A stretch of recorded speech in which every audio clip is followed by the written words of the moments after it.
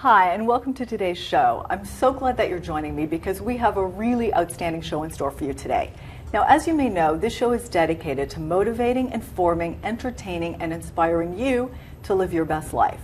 Now, often on the show, we talk to different people about their own paths along their journeys to live the life of their dreams. We look at their struggles, their triumphs, what motivates them, what inspires them, what holds them back, what fears they've had to face, and even some of the obstacles and roadblocks that they may have had to go over, under, or through along their journey to live the life of their dreams. And sometimes it's just you and I having a conversation where I'll share some really powerful information that can help you to change and transform your life. And often I'll interview experts in the areas of health, beauty, fitness, spirituality, personal growth and development. And sometimes I'll tell you about and sometimes even showcase some great local entertainment. But the point of the show is always this, to remind you that you can live the life of your dreams and to help you enjoy your journey. Now, I know that some of you watching right now may be going through a difficult and challenging time, and the whole idea of living the life of your dreams may in and of itself seem like a distant and far-off dream. But trust me when I tell you that if you clearly identify what it is you want, because you can't hit the bullseye without knowing where the target is. So if you know what you want and courageously continue to walk in the direction of your dreams, take action day after day, and don't let the setbacks or challenges hold you back, but use them as stepping stones, and you keep yourself healthy, motivated, and inspired, you will find yourself living the life of your dream. You can do it, and you deserve it. Now, my name is Mara Brown, and I'm your host for the show. I'm a best-selling author, life coach, and motivational speaker. I have 2 new books out. One is called Soaring to Success, How to Succeed in Any Economy, and the other one's called The Interior Castle, Finding Spirituality in Your Everyday Life. So welcome to the show. I hope you enjoy it, and I hope you find it stimulating, uplifting, informative, and inspiring. And as always, it is my deepest, most profound hope that by the end of today's show, you personally will have learned something or have been touched by something that can help you make your greatest wishes and highest aspirations come true, no matter what you may be facing in your life right now. Now, as I mentioned at the top of the show, today we really have a terrific show in store because our guest is a true pioneer. She is a woman of courage who took a stand for something that she believed in and stood fast in that stand, even in the face of personal challenges and sometimes even death threats. But in standing her ground, she literally opened the door to ancient wisdom for people to learn that it previously had been closed to. So in my opinion, she's really one of our world's true heroes and a real bearer of the light. It's absolutely my pleasure to introduce you to the First Lady of Kabbalah and the co-founder of the Kabbalah Center, Karen Berg. Karen? Thank you, Mar. So happy to be here. Welcome. I'm so excited to have you here. So clearly you could tell I'm a fan of your path. And let's start at the beginning. Tell me a bit about your childhood and how that affected you, because every time there's such a strong and courageous woman, there's some interesting path in your childhood. Well, that story is a kind of a difficult story because basically my dad was killed in World War II. I never knew him. And I had a mom that was 20 some odd years of age looking for her life. And so I was left to grow with a grandma who I adored and who basically let me grow to be what I can be. And in our family, being 4 generations of American born, we had no essence of anything that you would call a religion. But I think I was being groomed for more than that because I always had these friends. I always had things around me that moved me, that drove me to a direction that I had to go to, even when things seemed very difficult because my mom moved around a lot. I went to 13 different public schools. Wow. Okay, so you had to be really good at getting along with people and making new friends. I didn't get along with anyone. That would be. I didn't. I didn't because I didn't. By the time I got to know a person, I was moved to someplace else. Oh, that's got to be heartbreaking. But the idea, and that's why when I speak with people and they say, you know, oh, you're such a this or that, and you won't understand me, I said, try me, because I've done practically all those things growing up that people go through, and I know that you can do anything you truly want to do. because I came basically from no place at all. And I strove to bring myself, with the help of the messengers that were sent through me, to be where I am.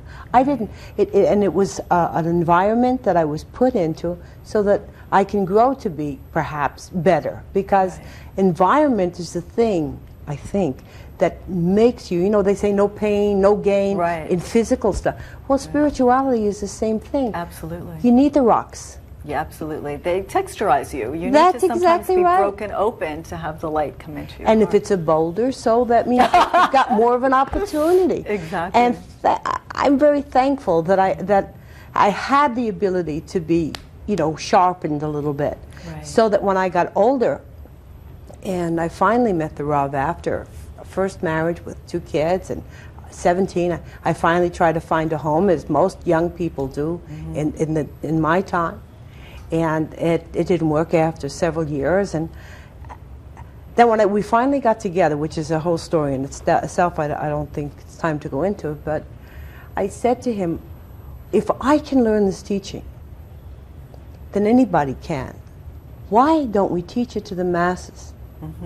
Well, let me ask you something, though, backing up a bit, because I find it interesting. Because you were married at a young age to a husband who was traditional, gave you kind of all the material things that you wanted. You had 2 children very young. And then you got you walked away from that. You walked away from what so many people think is the dream. Right. And so there you were in your 20s. You had 2 children. And all of a sudden, then, what attracted you to an Orthodox Jewish man? And how did that then come to be your next husband? You want the story? Okay. So here I am. I have 2 kids. I'm now running my own business. I'm living my own life. And there was a position opened, and I knew a woman that had worked in this place many, many years ago. And I had met my husband today 15 years before that. And I know that he had, at that time, he was in business. He had a place there. That was the girl was the person I wanted to sort of bring into my business. So we were going to offer extra money, and she was a spinster. I knew she would be there. I call her up. I offer her whatever it was, and I says, by the way, if you ever see Mr. So-and-so, say hello. And she says, well, he doesn't really come here anymore. I don't think he lives here. I don't know. I said, okay. It was a passing thought. Right. 15 minutes later, the phone rings, and he's on the other end, and he says to me, hi, how are you? I say, hi, fine, you know, nothing important here. And then I said to him, well, what are you doing? Typical question. He says, well, you know, I have nothing to do with business, and I haven't had anything to do with business for 9 years. I've actually gone to Israel to study with a teacher, Kabbalah. Now, since I could remember, I understood that there was something beyond the 5 senses. That I knew. Absolutely. I understood that there was a creation. I understood part, and I started to learn through different books and different channels and different sources about different forms of spirituality. And I said to him, this pipsqueak, I said to him, what do you know about Kabbalah? Because what I understood, this was a business person. Right. And he said, you know, what are you talking about? And I said to him, well, I've studied different paths, and every path seems to have in it some type of a connection to Kabbalah. I said to him, you know what? If you're in the States for a while, teach me, and whatever you need in the way of a person to help you, I'll work for you for free. That's the way we started. Wow. Now you are the person really responsible for taking this 4,000-year-old wisdom, which previously had only been allowed to be studied by A, men, B, men that were Jewish, and men that were over 40 and already learned in the Torah, and taking that wisdom and then making it available to everybody, to anyone who would be interested in learning it. I think it was in 1968 you opened that first center. Why did you do that? What was the impetus behind that? First of all, what you're saying is indeed true when you talk about, there were 2 parts to Kabbalah. One is called, in Hebrew, Sitrei Torah. And that part of Torah is taught to men of 40 years of age and well learned and schooled. But the end of that is that the person must have such a desire that they feel they can't live without furthering that study, and an entity comes from on high to teach them one-on-one. Okay? There is another part to the study called Tamei Torah, which means the taste of the teachings. And that Rabbi Shimon Bar Yochai, who is the author of the Zohar and the main text of Kabbalistic teaching, said a child of 6 can learn. These teachings, the whys, the idea of how you step back from things that look like chaos, how to become more proactive in life, how to be the creator instead of the victim, you know, and all of those things can and should be taught to people. And that's where I came in. I said, hey, why not give this type of knowledge to the mainstream?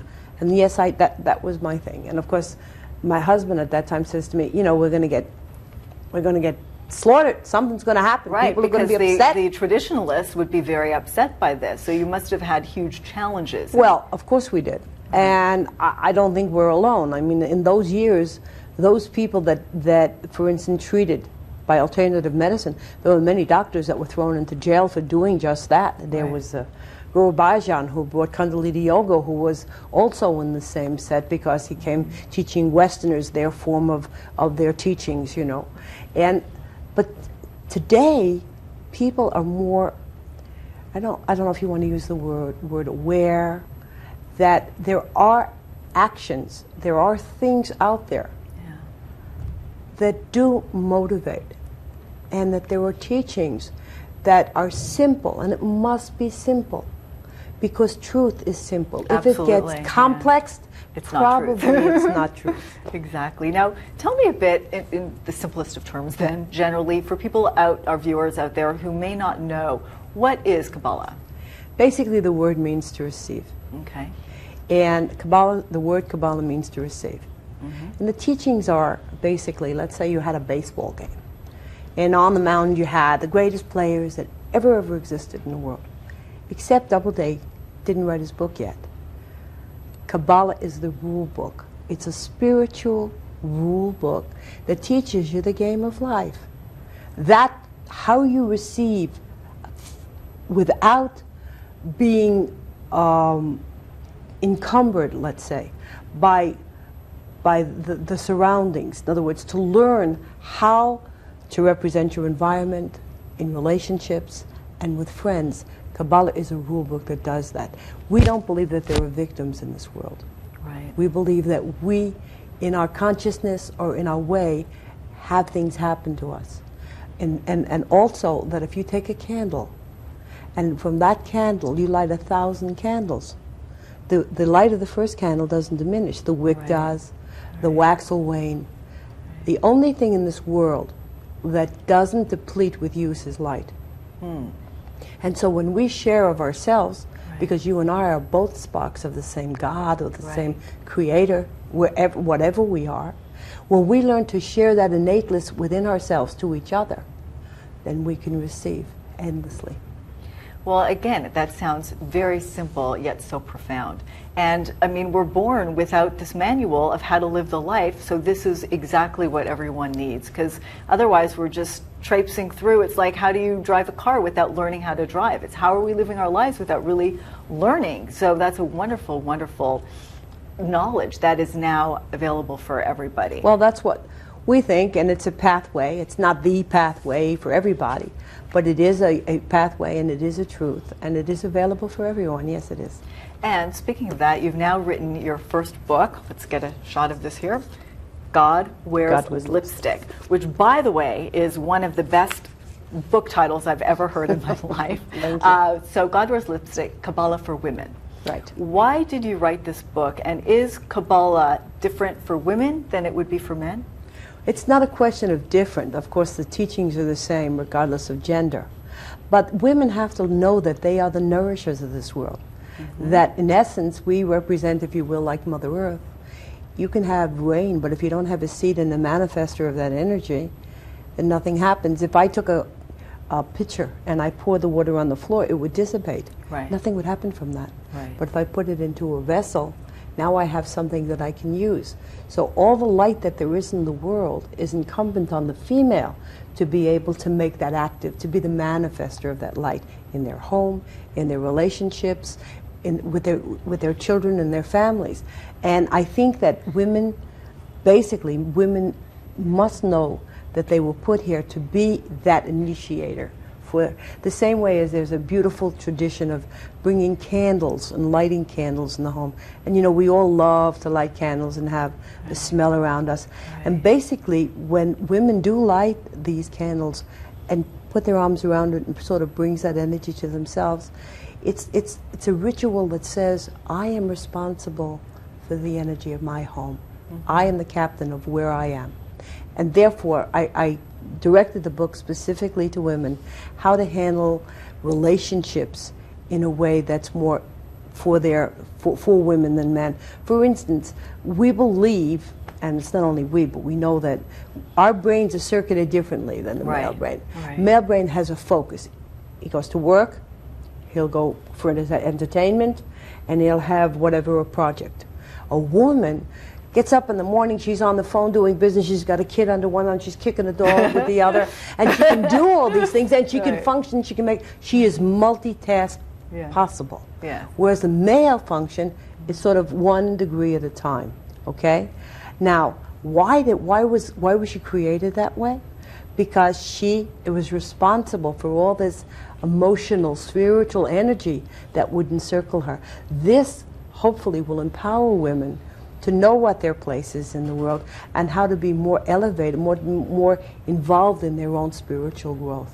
That was a reason. And I love how it's written, because it's written in a way where you feel you're reading as if you're talking to a Jewish mother, you know, and where it's humor mixed in with this profound wisdom, but it's very, very accessible. So it's very easy to understand for anyone if they've already studied or if they're just coming brand new to Kabbalah. I think that your way of communication is absolutely brilliant. Thank you. So, go ahead, sorry. No, I just wanted to say that actually the book is what happened is sort of like so many people that I've spoken with through the years, and each one, so we took a compilation of which were the biggest fixers that they needed, and I took those as tools. Right. You know, and that's basically how the book came to be. So it's like responding to a need. Yeah, absolutely. And even though truly I wrote the book, but I'm a messenger. I'm not. Right. I don't have anything to say that's originally mine. You know. But it's how you communicate it, and then when the student's ready, the book will appear in front of them, and it's a beautifully written and very accessible book. Now, I want to backtrack a bit. When Madonna and later Demi Moore basically identified themselves as Kabbalists, they really sparked an increase in awareness and interest in Kabbalah. And since you started in 1968 with one center of open to all to learn this knowledge, now you've got 50 centers around the world. What is your hope for the future? What is your goal? And do you want to have increased continued awareness like you've been having, or what serves you? I think that the more people that learn spirituality, the more peace we can have in the world. You know, we say, how do you change the world? Well, one person at a time. Mm-hmm. So our hope would be that whether it's Kabbalah or whatever else it might be, that brings people closer to the awakening that the light force inside of us is part of all of us. And we can create a world where people learn to accept each other. Mm-hmm. Then absolutely it should be spread all over the world. And it should be spread by people like anybody that wants to be a messenger of that. Right. And I do believe that Kabbalah is one of the messages for sure. Right. Do you find a difference in how people study or learn or respond to this wisdom in one country versus another country? Are there cultural differences in response to this? Well, for sure. I mean, I just gave a lecture in Poland. And when I got done with the lecture, normally I give a lecture for 40 minutes and I sit back and wait for questions and answers. And there wasn't any. And I didn't realize that their culture is not to ask questions. It's sort of like if you come over to someone in Poland and say, how are you? They go, what are you asking? You know? So, and it was quite different because it was the first time I had given such a lecture. So yeah, there are differences. There are certainly different ways that people respond. But you know what? I kind of think that if you hand someone something that is real, eventually enough people will grab a hold of it and understand that it's real. The truth and the light has a way of shining through. Always. Yeah. Absolutely. Now, tell me a bit about your family. I understand that the Kabbalah Centers is really kind of a family affair, that everyone's Thank involved. God. I want to tell you something that I always said that busy people, you know, aren't busybodies, and that when you busy yourself with things of the world, then he has no choice but to take care of your world. And I'm very happy to say that I have 4 children. All of them are involved with the center and the center's work. My 2 sons write books, Michael Berg, The Way and the Secret, and Buddha Berg. And they're great. I've read both their books. 72 names. And I can only be thankful that I have a family that's in totality, that I have my grandkids and my kids and everybody that's near me, and I got 2 daughters-in-law that think that I'm the greatest. And that is a wonderful That's blessing. The gift, yes. But you are the greatest, so they're just smart. Well, thank you, but it's not me that's smart, but and I love them too. So that's a blessing. And how do you balance your work and your life? I know it helps to have your family involved in your business, but do you have specific ways you balance work and your personal home life? Oh, no. I am what I am. You just run and it all falls out. Yeah, and I love it that way. I'm Libra, you know, and Libra on 5 houses, so I love, someone said, what do you love to do the most? And the answer is I love people. I love being with people. I like doing things that interact with people. So, and that shows so much. I mean, I've seen you speak to large groups of people at the center as well, and it really shows. Your charisma comes right across. Your love of people. I love jumps people. Out at you. I love see people. that. And I don't mind a debate. You know, I like that stuff. So, you asked me about home life. It's sort of like, it's all part of one for me. It's sort of like, okay, I get, you know, when I want, I'll take myself and I'll run off to the desert or something for a day. Right. You know, and then I'll sit down for an hour and a half and say, what am I doing here? And off I go. Yeah, you know, but it's really intertwined as one. Okay. Now, you inspire millions of people around the world. What or who inspires you? What or who? Well, I have to say the Rav. Your husband. Because, yeah, he was there to say, let's go ahead, let's do this thing. You know, it was totally against, he changed 120 degrees just to be with me. His way of life, the way he sees things, we've just altered that, and he was really, for me, a tremendous, tremendous role. I adored him, and I still do, even though he got sick a year ago. And he's the love of my life, and he's been the love of my life for 36 years. What is the secret to a really strong and happy marriage like that, do you think? Do something for somebody else.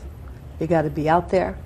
You've got to be sharing something of yourself as a couple in any way. It's a boys' club, it's girl, whatever it is. Have an activity that joins you together, that isn't something that's been agenda for yourselves. Okay. And maybe Share. working together towards a higher purpose even. And working together towards a higher purpose, absolutely. So what is the dream that you have for your life? Me personally? I would like to see, which is something we're working on now, a place that we can, like I don't know what you call it, a settlement, that we can bring people from all over the world to spend a week or a month's time on a piece of land where we can grow our own fruits and vegetables and have animals and that type of a thing, which is some endeavor we never did before. And eventually to be able to do that, to have the doors that can open to anybody that wants to come to that place and be a part of us, sort of like a retreat type of a thing. That's what I'd like to see. A retreat, but not a retreat that somebody comes and, you know, spa services, anybody can do that. I want a place that says, you know, this is a place I just want to come to be refreshed, to be with friends, and to maybe work the field, and sort of getting back to the land, getting back back to nature. to the land and back to nature. Wow. That's the thing I'd love. I'd love to have happen.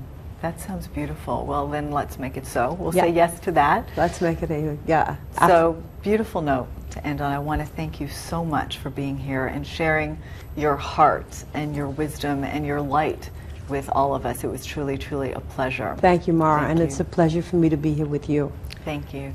Now, it's interesting because Karen is a beautiful, beautiful example of someone who is actively living their dream, someone who is being of service to others, someone who took a stand and then their life just sort of exploded open with joy.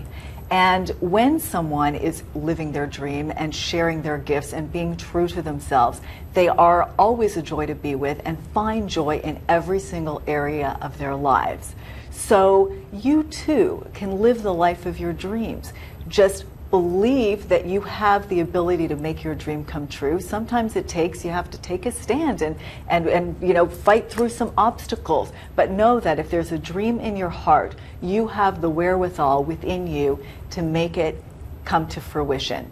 Don't let the setbacks and challenges that face you throw you off your path. Sometimes it's just after we face our biggest challenge that if we come through that, boom, right on the other side of that, our dream is waiting for us.